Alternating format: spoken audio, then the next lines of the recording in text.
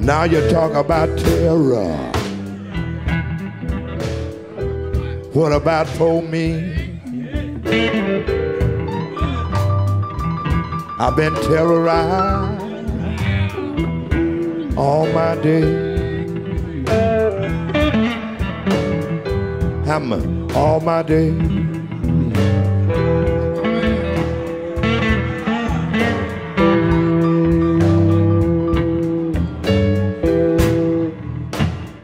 Democratic Representatives Cori Bush, Rashida Tlaib, Andre Carson, Summer Lee, and Delia Ramirez introduced a Ceasefire Now resolution on October 16th to halt the siege on Gaza. The resolution calls on the Biden administration to demand an end to the Israeli attacks and to send humanitarian aid to Gaza. 8 other Democrats signed on as original co-sponsors. An additional 5 have since sponsored the resolution, along with other members of Congress. This brings the total number of sponsors to 26. Compare those numbers with a House resolution passed on October 25th by a 412-10 margin, expressing solidarity with Israel as it, quote, defends itself against the barbaric war launched by Hamas, end quote. The resolution made no mention of Israeli airstrikes on Gaza that have killed more than 8,000 Palestinians, 3,000 of them children, and displaced some 1.4 million people. Representative Betty McCollum, the author of congressional legislation that would impose restrictions on how the Israeli military can use U.S. aid, backed the resolution. Palestinian rights advocates and anti-war activists have staged protests and sit-ins at congressional offices around the country demanding a ceasefire, not only to protect civilian lives and facilitate the release of hostages, but to prevent a regional war. In the Senate, only Bernie Sanders has called for a halt to the Israeli air assault, but even he stopped short of calling for a ceasefire. Why is there such a tepid response to clear-cut Israeli war crimes? Why has most of the Progressive Caucus refused to call for a ceasefire? Why has the Democratic Party and the Biden administration shut down all discussions of a ceasefire, including vetoing UN resolutions calling for a ceasefire? Are these lawmakers frightened of the Israel lobby, AIPAC, which has already targeted Representatives Jamal Bowman and Ilhan Omar, both of whom are calling for a ceasefire? Are they captive to the war industry, which profits from this assault? And yet a poll released by the progressive firm Data for Progress found that 66% of likely voters strongly or somewhat agree that the U.S. should call for a ceasefire, a percentage that rises to 80% among Democrats. 53% of Democrats told CBS News pollsters that they oppose the U.S. sending more weapons to Israel. Joining me to discuss the grassroots effort to impose a ceasefire is Medea Benjamin, a co-founder of the feminist anti-war group Code Pink. Medea, you've been a peace activist for many years. I wonder what this moment compares to. Does it feel like the aftermath of 9/11? Can you draw a kind of historical analogy? It certainly has feelings like 9/11 when the country is turned upside down and when there is so much censorship and no room for those who call for an end to violence. And it also is reminiscent of the grassroots opposition in the terms of the huge demonstrations that we found and helped to organize after 9/11, and comparing those with the enormous and really spectacular protests that have been going on now. There was so many good examples of large protests in New York City and Washington, D.C., and Chicago and San Francisco, all over the country, even in small towns. I have been visiting and they said, wow, we never had 500 people out in our small town, as well as the sit-ins in offices. So it is reminiscent of what happened after 9/11. I would say one of the big differences, though, is that now there is a Democrat in the White House. And that really changes the alliances that we have in terms of people in Congress and the ability to make those alliances with the grassroots more overt. As you said, there's only a small number of Congress people in the Democratic Party, now 18 of them, that have called for a ceasefire. So it's very difficult when you have a Democrat in the White House to get the kind of response from Democrats that we should be having when we're seeing this kind of mass slaughter. You've been very involved with Ukraine. You also saw the Biden administration sabotage a ceasefire effort. I think it was orchestrated primarily by Turkey. And I want you to compare. I mean, for me, it's stunning to have an active effort on the part of a Democratic administration to shut down any discussion of a ceasefire, both domestically and internationally. Well, yes, in the case of Ukraine, it's been constant that the U.S. has tried to stop any peace talks from going on. We saw the what happened a month after the Russian invasion, and how President Erdogan from Turkey was really quite successful in helping to come up with a 15-point peace plan between Ukraine and Russia. That was then sabotaged by the US and the UK. And ever since then, when there have been efforts for a peace plan, whether it's coming from the Pope or the 6 nations of Africa or the heads of states of countries in Latin America like Mexico and Brazil, and then the China effort at a peace plan, the US has nixed all of them.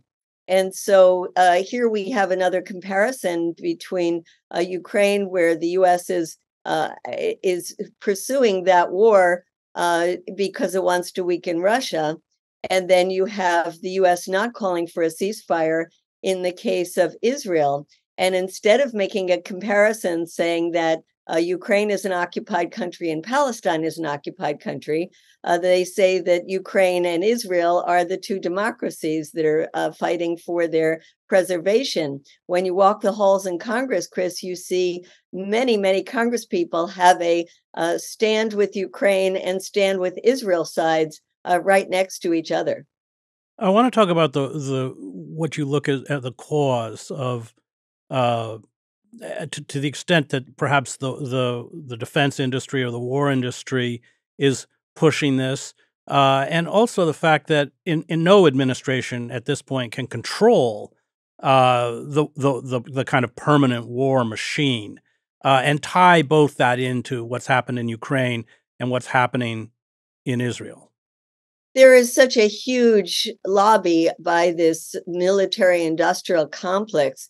We don't really see them in the halls of Congress because they don't have to go walking the doors like we do. They go directly into the rooms in the Capitol to meet with the members of Congress.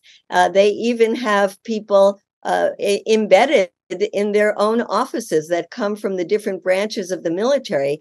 And many of those worked previously in the industry itself, or will go to work for the industry when they leave. And of course, that revolving door we see with members of Congress themselves. We see it with the Secretary of Defense, Austin, who came directly from the board of Raytheon. This revolving door is so insidious and so corrupt that you see that there are more lobbyists for the weapons industry than there are members of Congress.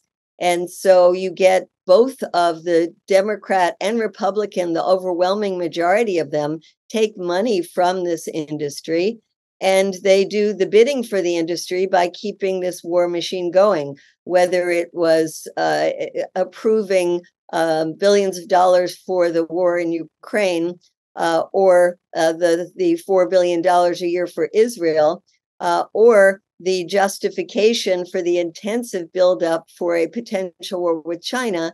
And now we're seeing the call for another tranche, enormous tranche of money, $104 billion that the administration is asking for, that is just manna for these weapons companies. So indeed, they have a large role to play in keeping the U.S. in a constant state of war. Is the problem, and of course, many of these voices, the occupation at Grand Central was Jewish voices for Peace, J Street. We have, all sorts of Jewish groups in the United States who have decried the saturation bombing of Gaza and called for a ceasefire. But is the problem that essentially you're running into not only the lobby of the war industry, but the Israel lobby? Well, yes, it's important to call out the Israel lobby. There is AIPAC, and then there are the lobby groups that are associated with, as well as Christian groups like CUFI, Christians United for Israel. And all of these groups are extremely powerful.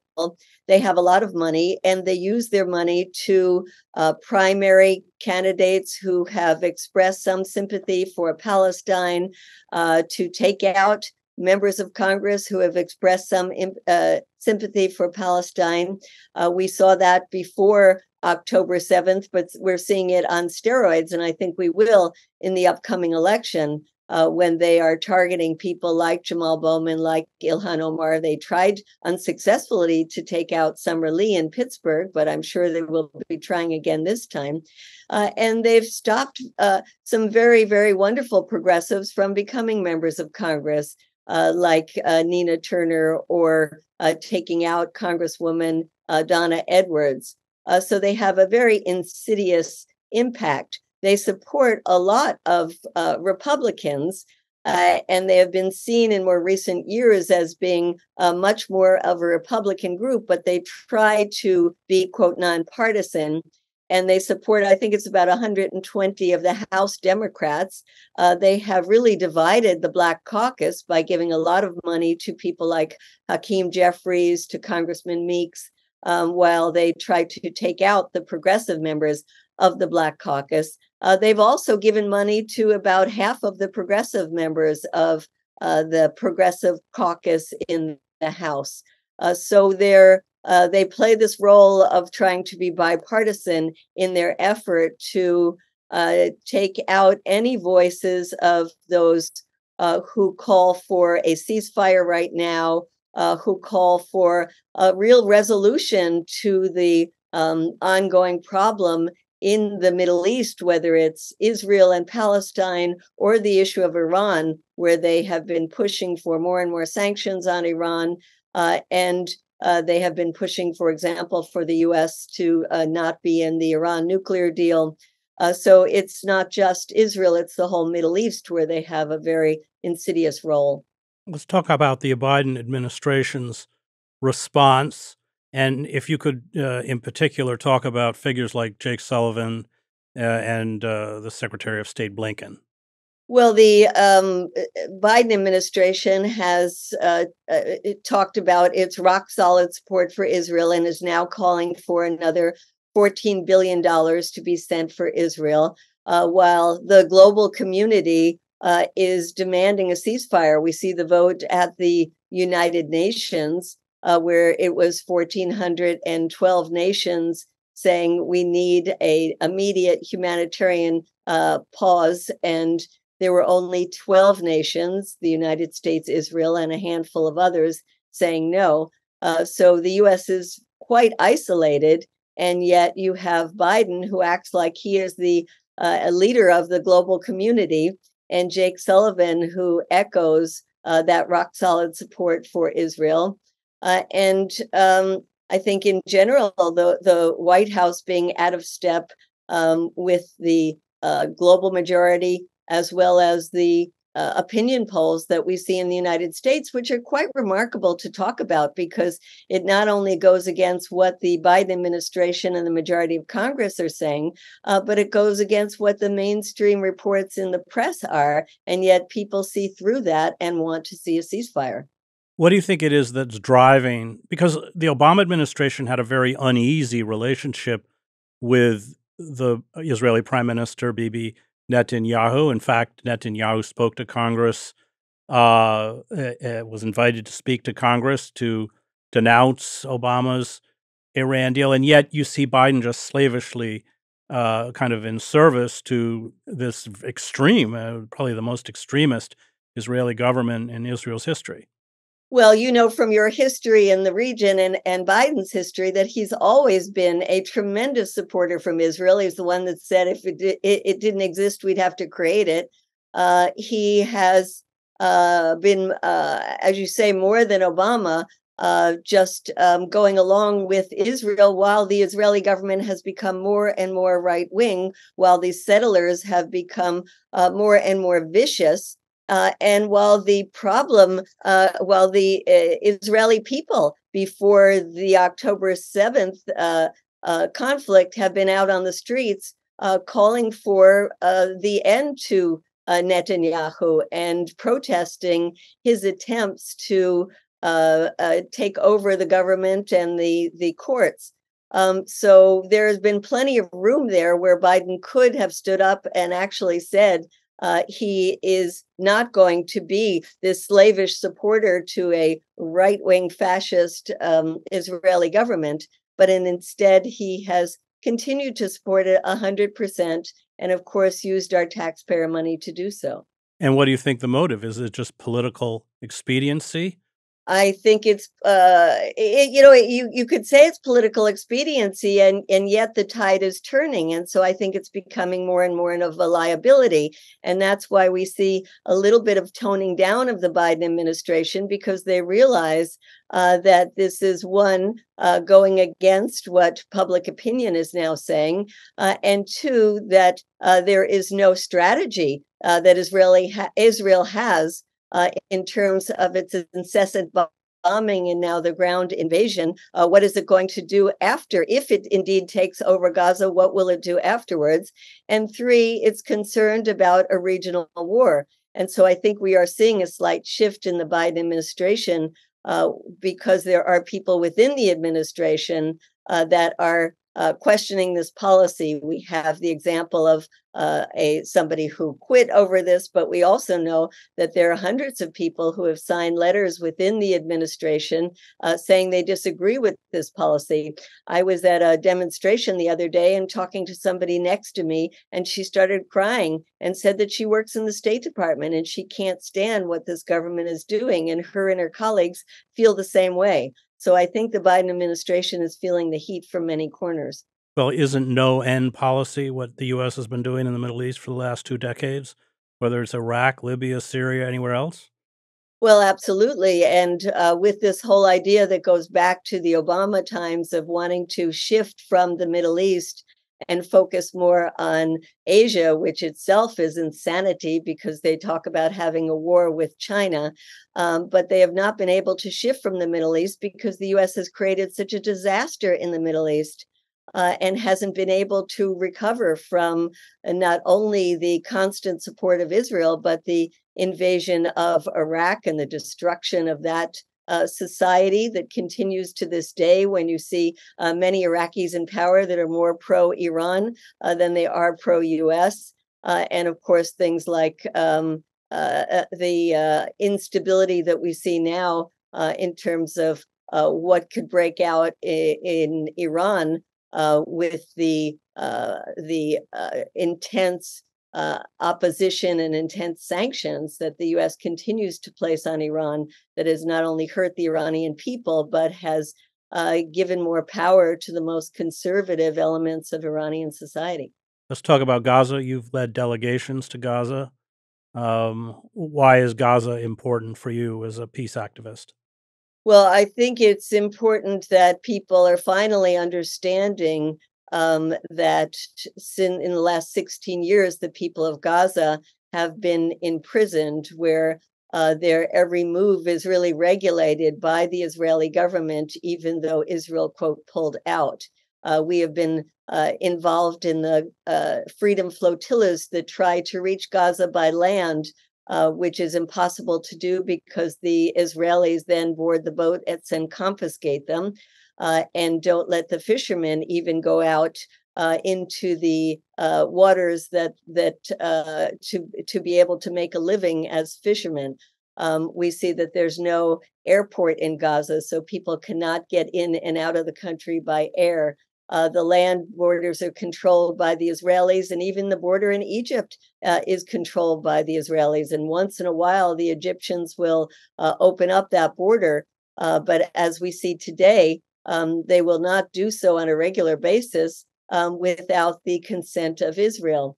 So people are locked into that country.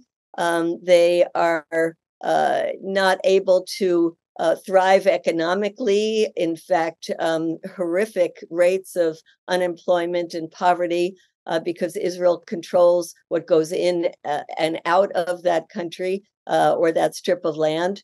And people live in despair. And that's why we saw what we saw on October 7th, when people are not allowed to live decent lives. We have met with Hamas several times when we went to Gaza, because they do control who comes into that country if you get in through the Rafah border of Egypt. And they have told us time and time again of their efforts to reach out to the United States to actually have diplomatic talks with the United States. They did it under Bush. They tried under Clinton. They tried it under Obama. In fact, gave us a letter to take to Obama when he first came into power, saying, we would like to talk to you about Israel's constant violations of international law. And they cited Amnesty International, Human Rights Watch, human rights groups in Israel itself, and asked, why is the United States always siding with Israel as it oppresses us and violates international law? And they never, ever, ever had a response back from the U.S. government. Let's talk about the consequences first for Israel and then regionally, potentially, if this continues. Well, the consequences for Israel are really hard to predict at this point, because I think there is this growing international hatred for Israel. And in the region especially, how can they continue on this path? And yet I don't see the light at the end of the tunnel, Chris, because I don't see the two-state solution. I don't see the Israeli government removing these entrenched settlers from the communities that they would have to be removed from for a real two-state solution to exist.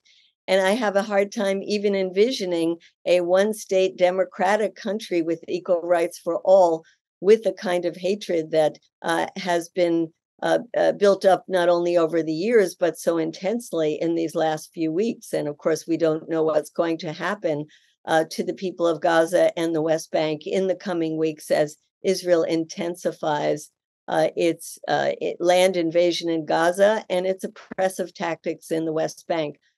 So I find that it's very hard to predict, and that I really do worry about this turning into a regional war. We have ministers within the government who have long called for what they call transfer. That's the euphemism for ethnic cleansing. They are fanatics. I lived in Jerusalem and covered Israeli politics under the era of Meir Kahane. Many of these people are descendants of Kahane, but in those days, Kahane was his party was outlawed. Israeli society had pushed him aside. Now, of course, the Kahane and Kahane-like followers, openly racist, calling for violence against Palestinians, essentially run the government. How serious do you take the threats of complete ethnic cleansing, essentially pushing Palestinians out of the country over the Rafah border into refugee camps in the Sinai? Well, certainly that is what a number of Israelis in the government would like to see happen. The Egyptian government is resisting that, knowing that it would not only be horrific for the over 1 million people who have now been pushed out of the north and are homeless, but it would be also difficult for Sisi to keep governing internally, because I think there would be so much internal opposition to that. And of course, the people in Gaza know that as they are being pushed from the north to the south, that if they indeed were able to leave through the Rafah border into Egypt, they would never be allowed back again. And so that is why there is so much resistance to leaving, even though they are sitting ducks right now with the constant bombardments, not only in the north but in the south as well. So I don't know that this scheme to push the people out of Gaza will be possible in today's world. where there is such opposition to that in the Arab world and such opposition to that globally. The Egyptian press has reported that the United States has made overtures to the Sisi government. They have a massive debt. The Egyptian economy is very precarious. I think they have about 168 billion in debt. They have made overtures to pay off all or part of that debt, as well as other financial incentives, essentially buy Sisi out. The other thing that's important to note is that this blockade now includes water. I mean, water purification plants that are not working. Food. I mean, they of course have looted UN warehouses. And the third factor, and I know this from having been in Sarajevo during the war, is the intensity of the bombing. So when I was in Sarajevo, we were being hit with about 300 to 400 shells a day, along with constant sniper fire. That was about 4 to 5 dead a day, 24 wounded a day. The scale in Gaza, where hundreds of people are being killed a day and thousands are wounded, and Sarajevo was awful. I still have nightmares about it. But I think it's important to realize the level of bombing is unlike certainly anything we've seen in the 21st century. It's just saturation and indiscriminate bombing. Well, it is so horrific, Chris, to think of the over 8,000 people that have been killed so far, most of them civilians, 3,000 of them children, the lack of food, water, electricity going on. And I want to circle back while the Biden administration is asking for more money for Israel.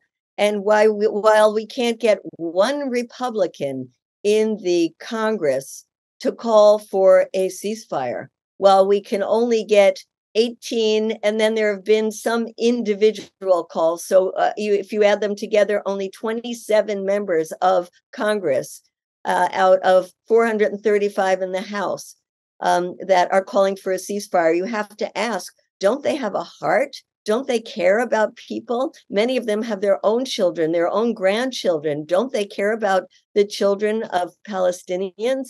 And what we understand, too, is that until the U.S. Congress puts the pressure on the Biden administration and the Biden administration puts the pressure on Israel, these bombings will only escalate. And the land invasion that we're seeing right now is expanding. So I think that we in the U.S. have horrific blood on our hands. The members of Congress have blood on their hands. The White House has blood on its hands. And the only thing that we can do if we care about these people in Gaza who every day are facing hell on earth is to do sit-ins in the offices of our Congress people, is to demand that every single one of them who is supposed to represent us start calling for ceasefire. If they don't like that word ceasefire, if that's too difficult for them, then call for a cessation of hostilities. And if that's too difficult for them, then call for a humanitarian pause. Do whatever you can to stop this bombing, to stop the murder, to stop the killing. And then as we move from there, we have to stop the U.S. money from going to Israel, because we can't allow ourselves to be furnishing these bombs that are dropping on the heads of families and wiping out entire families. We can't allow the United States to be complicit in this, because we are being hated around the world. And I fear for our security as well. When we travel around with U.S. passports, we are not going to be greeted with a smile in many places around the world. In fact, the U.S. State Department is now warning people about being in places like Lebanon and saying that we can't protect you. So whether or not the elected officials care about the lives of Palestinians, they certainly should be representing us and giving the green light to Israel to continue on this slaughter, on this genocide, on this ethnic cleansing is not making us safe here at home. Before I ask you about the regional consequences, I want to ask you about what happened to the anti-war wing of the Democratic Party. It used to exist. McGovern, Fulbright, these figures. Well, they have shrunk down to a handful at this point. And it has even been very difficult for the first 2 weeks of this to even get our dear Barbara Lee, who was the leader back in the after 9/11 of saying no to war, to get her to put her name on this call for a ceasefire, which she finally did. But where is the anti-war sentiment in Congress? As I said earlier, when you have a Democrat in Congress, it's much harder to get these Democrats to stand up. If this were Trump who were carrying out this policy or another Republican, we would see a large number of Democrats, or certainly a larger number of Democrats that were with us. Right now, in these massive protests that are happening, all I see is Rashida Tlaib and Cori Bush that come out to address the protesters. And we have been in the offices of very progressive members of Congress on other issues, like Mark Pocan, who used to be the co-chair of the Progressive Caucus. He wouldn't sign the resolution. He finally came out with his own statement calling for a ceasefire, but that was only after a lot of pressure from people in his district and in Washington, D.C. The same for O'Connor, who has been very good on so many of these issues, including the war in Yemen. He will not call for a ceasefire in the case of Gaza. So it has been extremely difficult. We talked about the power of AIPAC. We talked about a Democrat in the White House. But I think we have to talk about the lack of courage and the lack of compassion that is keeping many of these Democrats from joining us. And then we do have to talk about the Republicans, because there was a sizable number of Republicans that still don't want to send more money for the war in Ukraine. And one of them told me when I asked him, he said, because I hate war, but now he wants to send money to Israel to be killing the people of Hamas. So a tremendous inconsistency. But on the positive side, there is an anti-war movement now around Gaza that we have not seen before. And I am very inspired by that movement. And it's not just these very courageous Jewish groups, but very courageous Palestinian groups, because right now it's actually easier to speak out as a Jew than it is as a Palestinian. So when we see the Palestine Youth Movement, when we see American Muslims for Palestine, when we see groups like CAIR, CAIR, coming out, they are putting themselves at risk. And they are facing tremendous attacks for doing that. But I am very encouraged to see the kind of buildup on the grassroots level for stopping the war in Gaza and stopping the U.S. support for Israel. Let's just close by looking at the potential consequences beyond the borders of Israel. There have been strikes on U.S. bases in Syria and Iraq. Israel has carried out airstrikes in Syria, 2 airstrikes against the airports in Aleppo and Damascus. Hezbollah has stepped up its activity along the northern border of Israel. The Turkish president has been quite outspoken, calling Hamas resistance fighters. And then you have Iran. How could this potentially just go horribly, horribly wrong? Well, I think you've just laid it out, Chris. The Iran is a very huge society with a huge military. Despite all the sanctions that have really hurt the economy of Iran, the Iranians have continued to build up their armaments, their drones, their massive military. And they stand ready. They do not want to get involved in this war. They have made it very clear, and they have been quite restrained. But they are ready to do so if needed. And of course, they have their allies and Hezbollah that also don't want to get involved in this war, but are being pushed and pushed and pushed. And you talked about the U.S. strikes in Syria. Well, once again, I think the Syrian government has been through so many years of war, does not want to get involved in this, and yet is being provoked. We have many people in the government in Iraq that are furious with the Israelis and with the U.S. support for Israel. And so there is a region about to blow. Just as we have been fighting the war in Ukraine and warning about it turning into a third world war or even a nuclear war, we have to warn about the consequences of this war that Israel is now waging in Gaza, and how it could turn into a regional conflagration that will set the region on fire.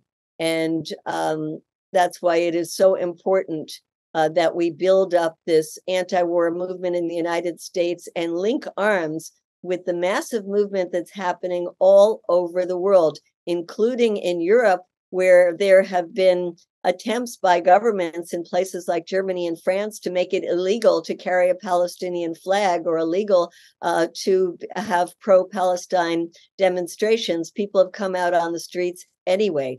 And so I do want to end by saying I think that is our role as citizens right now, to try to stop this war and avoid a regional war, is to come out in massive numbers to say no to the Israeli attacks and to say yes to a free Palestine. Thank you. That was Medea Benjamin, peace activist, co-founder of Code Pink. I want to thank the Real News Network and its production team, Cameron Granadino, Adam Coley, David Hebden, and Kayla Rivera. You can find me at chrishedges.substack.com.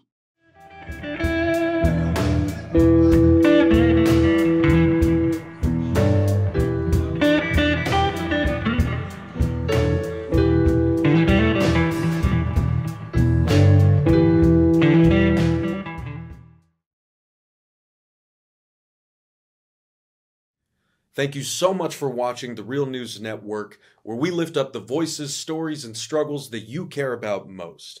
And we need your help to keep doing this work. So please tap your screen now, subscribe, and donate to the Real News Network. Solidarity forever.